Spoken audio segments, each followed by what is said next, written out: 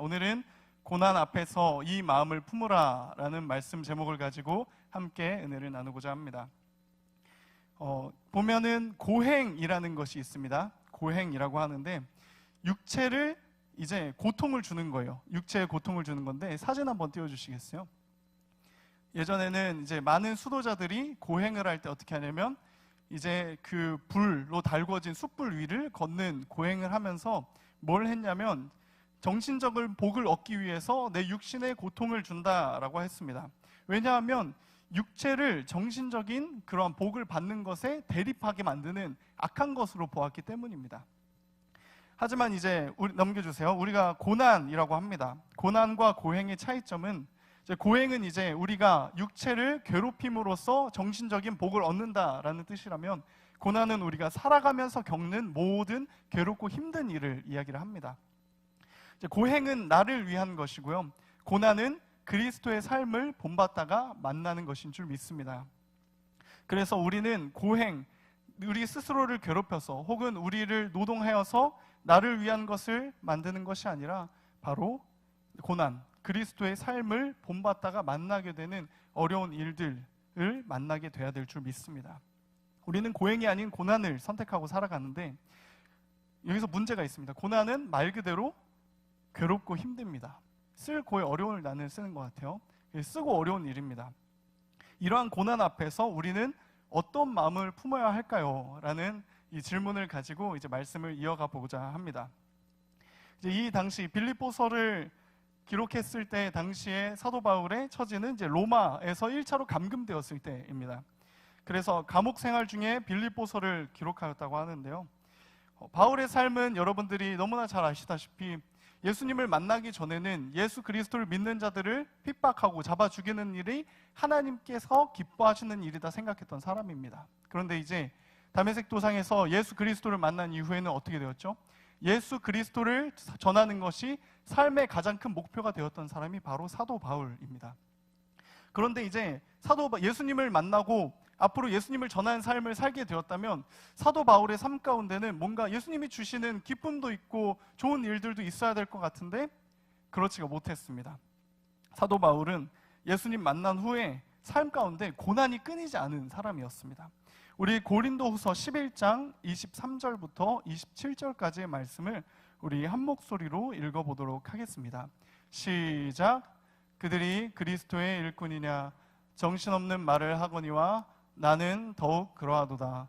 내가 수고를 넘치도록 하고 옥에 갇히기도 더 많이 하고 매도 수없이 맞고 여러 번 죽을 뻔하였으니 유대인들에게 40에서 하나 감한 매를 5번 맞았으며 3번 태장으로 맞고 1번 돌로 맞고 3번 파선하고 일주야를 깊은 바다에서 지냈으며 여러 번 여행하면서 강의 위험과 강도의 위험과 동족의 위험과 이방인의 위험과 시내의 위험과 광야의 위험과 바다의 위험과 거짓 형제 중에 위험을 당하고 또 수고하며 애쓰고 여러 번 자지 못하고 줄이며 목마르고 여러 번 굶고 춥고 헐벗었노라.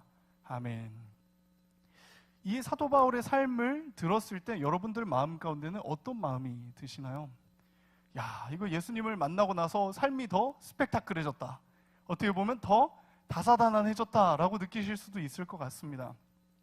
감옥에 갇혔고요. 죽기 직전까지 그 40에서 5 감한 매를 맞았다는 건 정말 죽기 직전까지 맞았다는 거거든요. 그 죽기 직전까지 매 맞고 돌로 맞고 3번 이제 배 타고 이제 전도하다가 파선하고 수고하고 애쓰는데 잠도 못 자고 못 먹고 목마르고 여러 번 굶고 춥고 헐벗었다.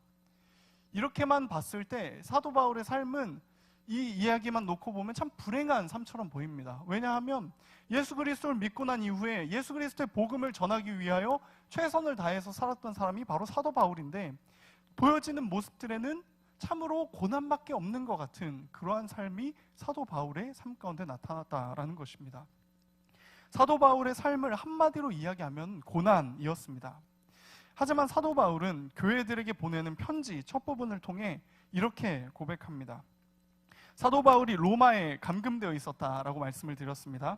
그런데 이제 하나님께서 쓰게 하신 이 서신들이 에베소서, 골로새서, 빌레몬서, 빌립보서 이렇게 4권입니다. 그 감옥에 갇혀 있으면서 쓴 성경이. 근데 이 4권의 첫 부분을 보면 사도 바울이 어떤 태도로 하나님의 일을 그리고 복음 전하는 사역을 감당했는지를 알 수가 있습니다. 네, 한번 에베소서 1장 3절부터 쭉 이렇게 보도록 하겠습니다. 제가 읽어드리겠습니다. 찬송하리로다 하나님 곧 우리 주 예수 그리스도의 아버지께서 그리스도 안에서 하늘에 속한 모든 신령한 복을 우리에게 주시되. 네, 다음 절. 우리가 너희를 위하여 기도할 때마다 하나님 곧 우리 주 예수 그리스도의 아버지께 감사하노라. 내가 항상 내 하나님께 감사하고 기도할 때에 너를 말함은 내가 너희를 생각할 때마다 나의 하나님께 감사하며. 아멘. 이 네 구절 에베소서, 골로새서, 빌레몬서, 빌립보서의 처음 시작 부분입니다. 이 시작에서 사도 바울은 어떤 삶을 고백하나요? 찬송하리로다 하나님 곧 우리 주 예수 그리스도의 아버지에 대해서 감사하고 있고요. 이제 기도할 때마다 우리 주 예수 그리스도의 아버지께 감사하노라 라고 말씀하고 있습니다. 또한 내가 항상 내 하나님께 감사하고 내가 너희를 생각할 때마다 나의 하나님께 감사하며 라고 사도 바울은 항상 이 고난 중에서 이렇게 고백하고 있습니다. 고난 그 자체였던 사도 바울의 삶에서 나오는 첫 번째 고백은 감사와 찬송이었습니다. 어떻게 이런 고백이 가능할 수 있었을까요? 우리에게 이러한 고난이 닥치면 하다못해 돌 한 번 맞으면 우리 마음 가운데 시험이 찾아올 것 같습니다. 내가 예수 그리스도를 믿고 예수 그리스도를 전하다 보면 고난 받는 건 당연한 거라고 말씀으로도 듣고 성경으로 봐서 아는데 막상 그 고난이 찾아오면 어떤가요? 이런 마음이 들지 않으시나요? 하나님 나한테 왜 이러세요? 하나님 나한테 왜 이러세요? 내가 말씀도 잘 듣고 기도도 열심히 하고 공예배 빠지지 않고 하나님께 예물도 늘 드리고 하는데 하나님 나한테 왜 이러세요? 그런데 이제 중요한 것은 여기서 우리가 가질 수 있는 마음 가운데 그 왜 이러세요? 라는 마음이 아니라 사도 바울이 이 고난을 어떻게 대했느냐입니다. 이제 사도 바울에게는 이 마음이 있었기 때문에 감사와 찬송을 할 수가 있었습니다. 그리스도 예수의 마음입니다. 그리스도 예수의 마음. 그리고 이 마음은 빌립보서 2장 3절에 조금 더 자세하게 나와 있습니다. 우리 함께 빌립보서 2장 3절 말씀 함께 읽어보도록 하겠습니다. 시작. 아무 일에든지 다툼이나 허영으로 하지 말고 오직 겸손한 마음으로 각각 자기보다 남을 낮게 여기고. 아멘. 지금 말씀을 통해서 정답이 나왔습니다. 여기서 어떤 마음을 품어야 할까요? 겸손한 마음입니다. 맞습니다. 겸손한 마음. 그리고 겸손한 마음은 바로 그리스도 예수의 마음이다 라고 말씀을 하고 있습니다. 항상 이 마음을 품으라 곧 그리스도 예수의 마음이니 라는 구절에서는 마음이 뜨거워집니다. 그렇지, 내가 예수 그리스도의 마음을 품어야지. 그런데 그 마음이 뭐였지? 라는 것을 말씀에서 찾아보면 바로 겸손한 마음이라는 것을 알 수가 있습니다. 겸손한 마음을 품게 되면 우리의 삶에는 능력이 나타나게 되는데 크게 3가지 능력이 나타나게 됩니다. 첫 번째는 자기보다 남을 낮게 여기게 됩니다. 자기보다 남을 낮게 여기게 됩니다. 우리가 범죄함으로 하나님께 죄를 지음으로써 우리 가운데서는 우리가 하나님 되려고 하는 교만함이 우리 모든 인류에게 찾아오게 되었습니다. 죄의 영향력이 미치게 되었습니다. 그런데 이제 예수 그리스도의 마음, 겸손한 마음을 품게 되면 어떤 능력이 드러나냐면 나보다 남을 낮게 여기는 마음이 능력으로 드러난다는 것입니다. 이것이 말 그대로 기적이라고 생각을 합니다. 왜냐하면 우리는 마음 가운데 어떨 때 자존감이 좀 높아지시나요? 자신감이 생기시나요? 내가 저 사람보단 낫지. 내가 저 사람보다는 그래도 조금 더 하나님께서 기뻐하시는 일들 많이 하지. 라는 그 마음이 들어올 때 어떻게 되나요? 조금은 으쓱해지는 마음이 들지 않으신가요? 근데 그 마음이 자세히 살펴보면 겸손한 마음이 아니라는 것입니다. 비교 대상이 다른 사람이 되고 다른 사람을 나보다 낮게 아래로 보게 되면 그것은 예수 그리스도의 마음이 아니라는 것입니다. 사랑하는 성도 여러분, 오늘 함께 말씀을 듣는 이 시간 가운데 나보다 남을 낮게 여기는 그러한 예수 그리스도의 마음을 품으시길 간절히 소망합니다. 또한 두 번째로 각각 자기의 일을 돌본다라고 했습니다. 이 말씀은 하나님께서 우리의 삶 가운데 주신 많은 일들이 있습니다. 그것이 직업일 수도 있고요, 하나님께서 주신 사역일 수도 있습니다. 그런데 예수 그리스도의 마음, 겸손한 마음을 품게 되면 이 주어진 것들, 하나님께서 우리 삶에 허락하신 것들을 온전히 감당할 수 있는 능력이 누구를 통해? 우리를 통해 나타난다는 것입니다. 간절히 원하기는 우리의 일을 돌보는 것에 있어서 소홀히 하지 않기를 간절히 소망합니다. 그리고 우리의 일을 해나갈 때에 어떤 마음으로? 겸손한 마음으로 행할 수 있기를 간절히 소망합니다. 그리고 세 번째는 이제 우리를 위해서가 아닙니다. 각각 다른 사람들의 일을 돌본다라고 말씀하고 있습니다. 지금과 같이 개인적인 신앙, 개인주의적인 삶을 살아가는 것이 팽배한 시대가 없었습니다. 한 몇십 년 전만 해도 그 시골, 저 같은 경우도 시골에서 자라는데 제 어릴 때 한 십몇 년 전만 해도 농가에서는 되게 품앗이라든지 아니면 뭔가 어려운 일이 있을 때 동네 사람들이 모두가 걱정을 좀 해줬었습니다. 그런데 이제 지금 2021년 어떤가요? 코로나19 때문이라고도 할 수 있겠지만 우리의 삶 가운데는 너무나 개인주의적인 삶의 반경을 나로만 이렇게 제한해버리는 상황들이 참 많이 오게 되었습니다. 그런데 그리스도 예수의 마음, 겸손한 마음을 품게 되었을 때 우리는 어떻게 된다고요? 각각 다른 사람들의 일을 돌볼 수 있게 된다라고 말씀합니다. 이것은 무엇입니까? 예수 그리스도께서 우리에게 말씀하신 것이죠. 하나님 사랑, 이웃 사랑 중에 무슨 사랑입니까? 이웃 사랑입니다. 그리고 이 이웃 사랑은 어떤 마음을 가지고 있을 때에만, 겸손한 마음을 가지고 있을 때에만 이 마음을 가지고 우리가 다른 사람을 도울 수 있다는 것입니다.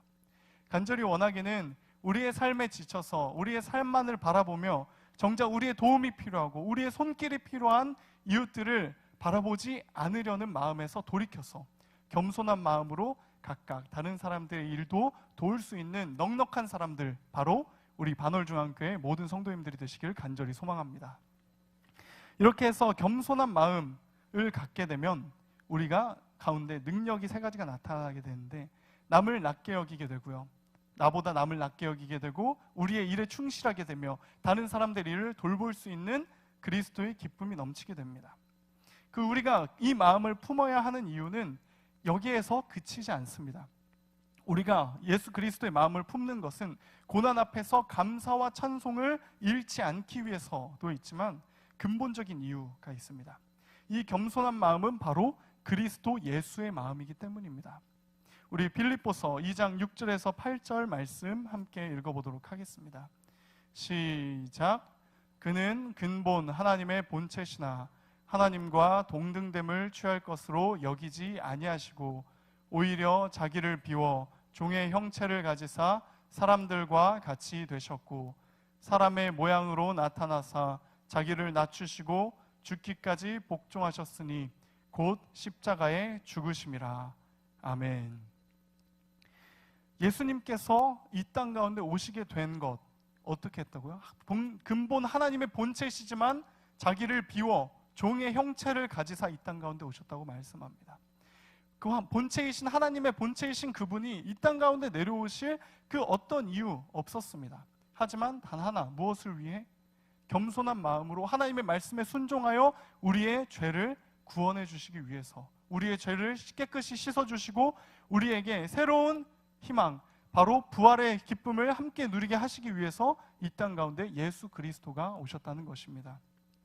간절히 원하기는 그리스도 예수의 마음, 종의 형체를 가지시기까지 낮아지신 그 마음이 오늘 우리의 마음 가운데 가득 차오르시기를 간절히 소망합니다. 이제 종의 형체를 가지시기까지 겸손하셨던 예수님, 그리고 이 예수님의 마지막은 이렇게 하나님께서 말씀하고 있습니다. 제가 읽어드리도록 하겠습니다. 빌립보서 2장 9절에서 11절 말씀인데요. 이러므로 하나님이 그를 지극히 높여 모든 이름 위에 뛰어난 이름을 주사 하늘에 있는 자들과 땅에 있는 자들과 땅 아래에 있는 자들로 모든 무릎을 예수의 이름에 꿇게 하시고 모든 입으로 예수 그리스도를 주라 시인하여 하나님 아버지께 영광을 돌리게 하셨느니라. 아멘.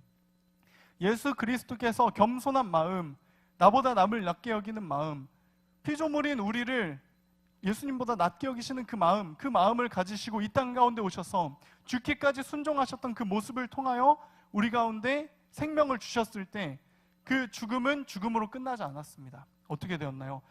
하나님께서 그를, 예수 그리스도를 지극히 높여 모든 이름 위에 뛰어난 이름을 주셨다라고 말씀합니다. 또한 모든 무릎을 예수의 이름에 꿇게 하셨다 말씀합니다. 그리고 모든 입으로 예수 그리스도를 주라 시인하게 하셨다라고 말씀하고 있습니다. 자기를 낮추시고 죽기까지 복종하셨을 때 하나님은 예수 그리스도를 지극히 높이신 줄 믿습니다. 이제는 그 이름을 믿는 우리에게도 그러한 권세를 주셨는데, 요한복음 1장 12절은 이렇게 말씀하고 있습니다. 영접하는 자 곧 그 이름을 믿는 자들에게는 어떤 하나님의 자녀가 되는 권세를 주셨으니. 아멘. 우리에게는, 예수 그리스도를 믿는 우리에게는 하나님의 자녀가 되는 권세를 주셨다라고 합니다.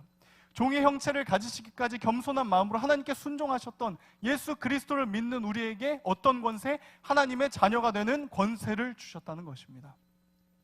또한 이 권세에 대해서 로마서 8장 17절은 이렇게 말씀하고 있습니다. 함께 읽도록 하겠습니다. 시작. 자녀이면 또한 상속자 곧 하나님의 상속자요 그리스도와 함께한 상속자니 우리가 그와 함께 영광을 받기 위하여 고난도 함께 받아야 할 것이니라. 18절입니다. 네, 18절 없나요? 네. 생각하건대 현재의 고난은 장차 우리에게 나타날 영광과 비교할 수 없도다. 아멘. 겸손한 마음을 품고 고난 앞으로 나아가셨던 예수의 이름, 그 이름을 믿는 자들에게는 하나님의 자녀가 되는 권세를 주셨고, 그리고 어떻게 말씀하나요? 그 권세는 어떠한 권세? 상속자의 권세입니다. 바로 하나님께서 우리에게 주시는 유업, 하나님의 나라를 온전히 받아 누릴 수 있는 그 권세가 이제 우리에게 임한 줄 믿습니다. 그리고 이 권세는 어디로부터 온다고요?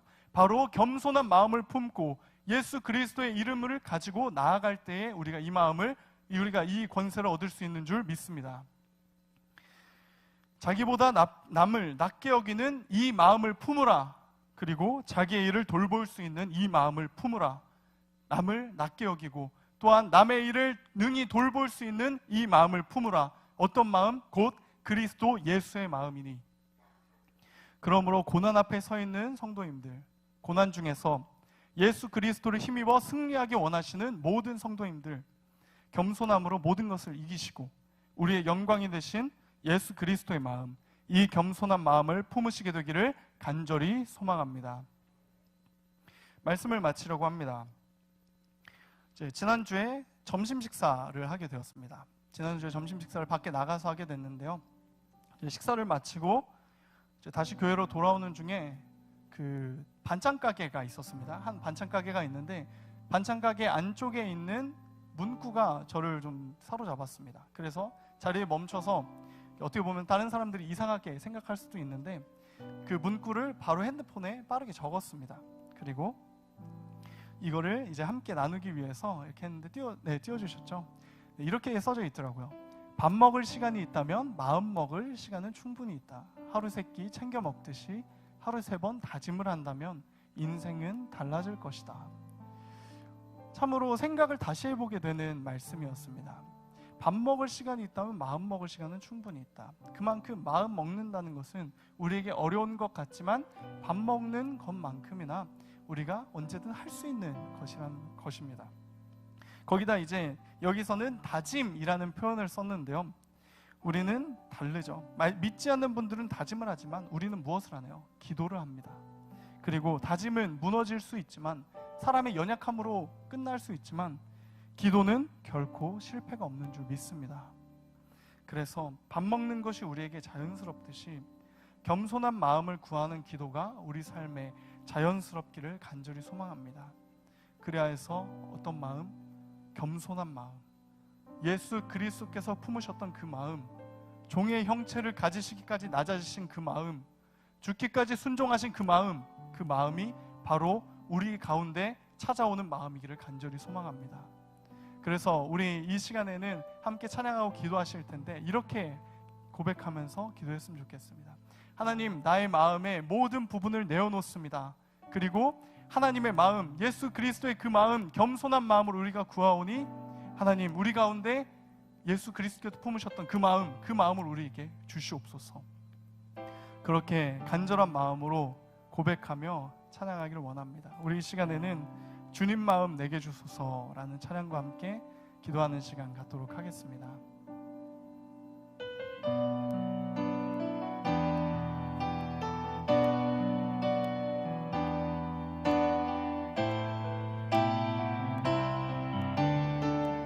고백합니다. 오소서 주님, 나의 마음을 선한 것 하나 없습니다. 그러나 내 모든 것 주께 드립니다. 사랑으로 안으시고 날 새롭게 하소서. 고백합니다. 보소서 주님, 나의 마음을 선한 것 하나 없습니다. 그러나 내 모든 것 주께 드립니다. 사랑으로 안으시고 날 새롭게 하소서. 주님 마음 내게 주소서. 내 아버지 주님 마음 내게 주소서. 나를 향하신 주님의 뜻이 이루어지도록 주님 마음 내. 우리 처음부터 고백합니다. 보소서 주님, 보소서 주님, 나의 마음을 선한 것 하나 없습니다. 그러나 내 모든 것 주께 드립니다. 사랑으로 안으시고 날 새롭게 하소서. 주님 마음 내게 주소서. 내 아버지 주님 마음 내게 주소서. 나를 향하신 주님의 뜻이 이루어지도록 주님 마음 내게 주님 마음 내게 주소서. 주님 마음 내게 주소서. 내 아버지 주님 마음 내게 주소서. 나를 향하신 주님의 뜻이 이루어지도록 주님 마음 내. 우리 간절히 고백합니다. 주님 마음 내게 주소서. 주님 마음 내게 주소서. 내 아버지 주님 마음 내게 주소서. 나를 향하신 주님의 뜻이 이루어지도록 주님 마음 내게. 마지막으로 고백합니다. 주님 마음 내게 주소서. 내 아버지 주님 마음 내게 주소서. 나를 향하신 주님의 뜻이